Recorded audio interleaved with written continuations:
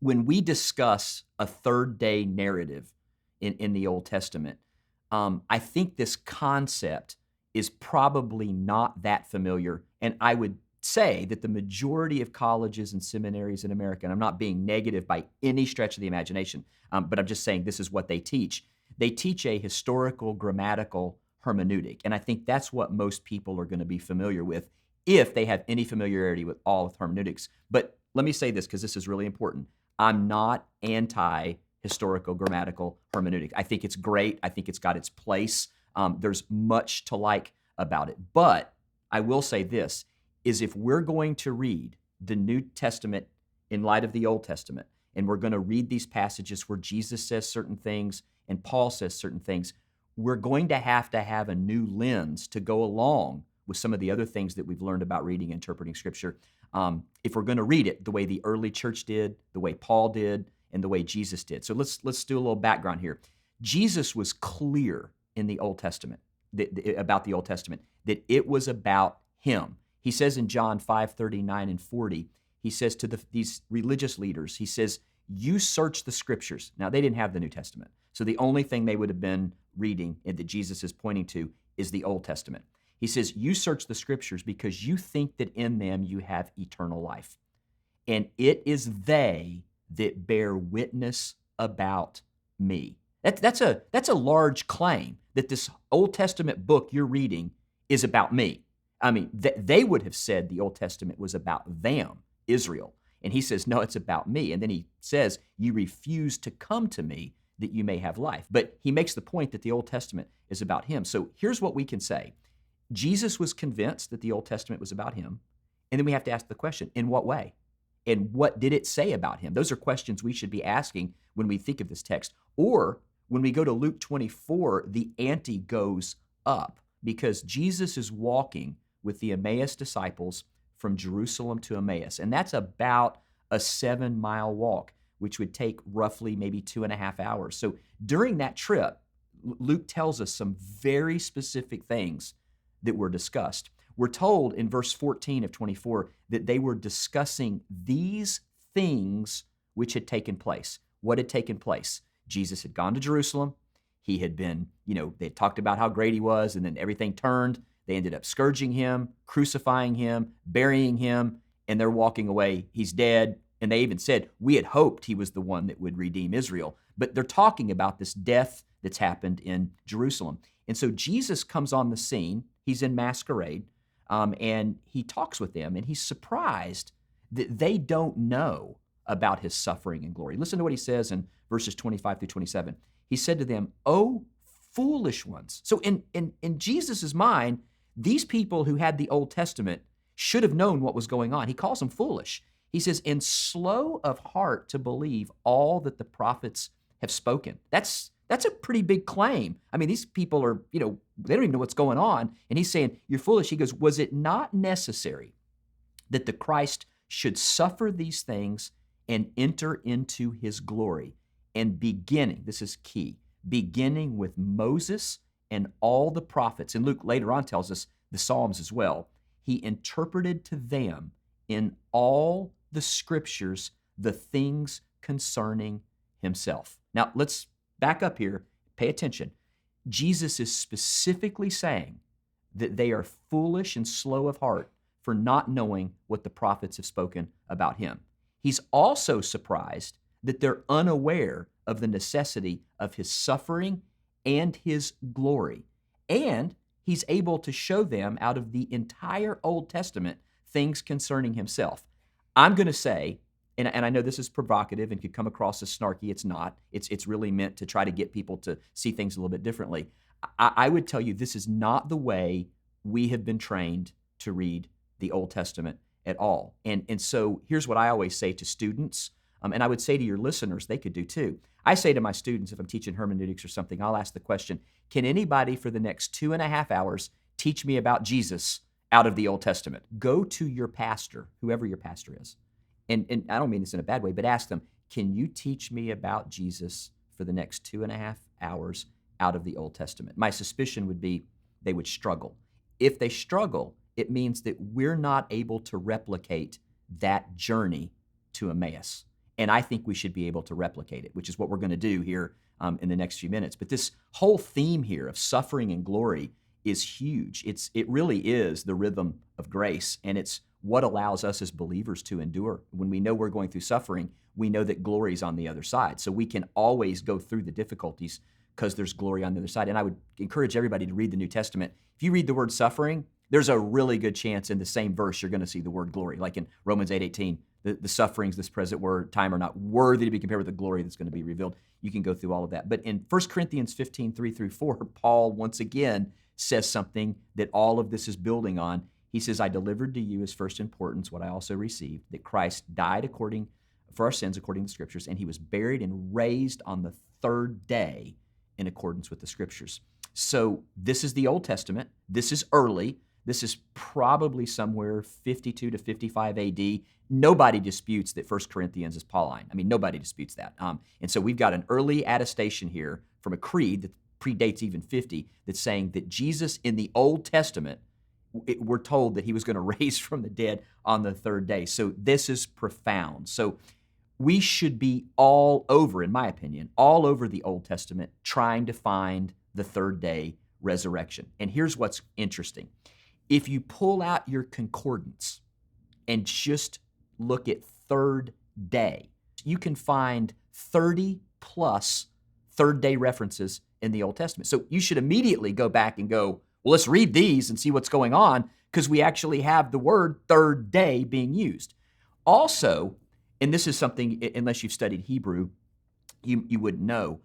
When the Bible translates in English in the Old Testament, it usually translates it as formerly or as previously. That is a Hebrew idiom. It literally means, that word means before 3 days. So it's another reference that wouldn't say 3 days, but it means 3 days.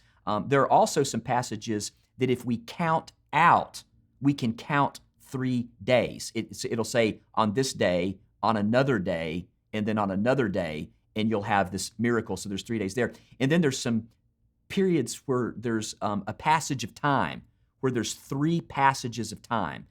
Like in the midnight hour, which would be in the New Testament, that is the third watch of the night. And so this idea of 3 periods of time becomes huge. But we're not going to focus on that stuff. We're going to just focus on the third day stuff for this particular podcast. So when it's all said and done, there's 40 plus passages that run through the Old Testament that can really help us see this idea of the third day. And so I want to look at some of them and go through them. And I'm not going to take the time to read through the text. Hopefully your listeners can go through and look at that. I'm just going to, I'll tell them where it's at, and then they can go through. And so this gets lumped into different groups when we talk about third day. This is actually deliverance from death on the third day. This is you were delivered from death. There's some where God comes in power on the third day. There's some where God delivers on the third day, but these are deliverance from death on the third day. We'll start with a very familiar passage, and I started with this because most of your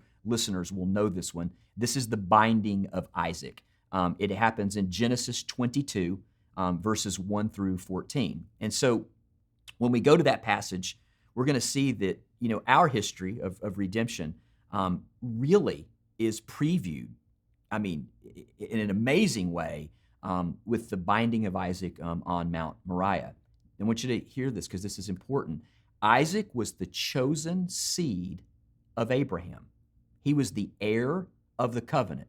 He represented the hope of the world for a redeemer. And so what we know about him is that his birth, and this is all significant. This is not just throwaway stuff. His birth, and it was a miracle in the way he was born, had been announced by the angel of the Lord in Genesis 18:9. All this stuff is really important to see the building of how this works. And although he had been rejected and he had been mocked by his brother according to the flesh, we see that in Genesis 21:9, Isaac was still the only begotten and beloved son of his father in Genesis 22:2. But, and we know this, one day God asked for the life of Isaac. He required Isaac's life. He commanded Abraham to slay him upon one of the mountains in Moriah. and to offer him as a burnt offering to God. And we know that that's in Genesis 22 too. So as Abraham goes, fully expecting to offer his son in a bloody death, he's trusting God, who had already brought forth a living son from a mother whose womb was dead. He believed that God would also raise Isaac from the dead. I believe that's in the Genesis text. I think he says we're going to come back after we worship. I think it's clear he believes that. But if you don't believe he believes that, in Hebrews 11:19, the writer of Hebrews says that Abraham believed that God would raise Isaac from the dead. So even if you don't think it's in the Hebrew text, which I think it is, the writer of the Hebrews corroborates that's what that's what Abraham was thinking. So God requires the sacrifice of Isaac, and actually in the vicinity of where Jerusalem would eventually be. And we can see that in 2 Chronicles 3:1. It was the hill that Abraham knew by God. God had given him a spirit of prophecy that God would one day provide a lamb for the sacrifice. We see that in Genesis 22:8 and 14. But here's the key thing. 3 days, and the text says it very specifically, 3 days of travel after God's command, Abraham shows up knowing that his son is going to die up on this hill. So they come to the land. Abraham says to the servants, stay behind, and him and Isaac go up on the hill alone. And he tells the servants specifically that they were going to worship and they were going to return, which to me means that he knew that Isaac was coming back with him. I think he thought he was going to kill him. He was going to kill him, but he was going to raise him from the dead. So he spoke all this, I believe, in faith, believing that God would raise him from the dead. So the two of them, father and son, go up the hill together. Abraham carries the knife and the fire, but the wood for the sacrifice was laid on the back of Isaac. He has to carry the wood up the hill. And Isaac was stronger. He was, made to bear the weight of his own sacrifice as they walked up the hill. It's ironic, but that's what's going on here. So once they had come up there, Isaac starts asking these questions. He's like, he's trying to figure out what Abraham's doing. He says, where's the lamb for the burnt offering?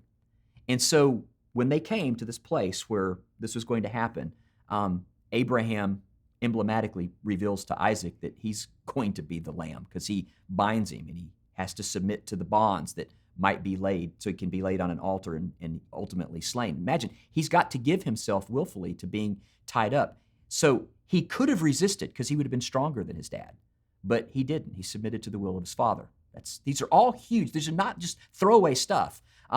So he permitted himself to be bound, laid upon the wood, and was willing to be pierced by the knife, all in obedience to his father. All of these death, burial, and resurrection stuff, there's piercing, there's sacrifice. It's amazing. So as he raises the knife, you know the story, the angel stopped Abraham from taking Isaac's life. God spared Isaac from death.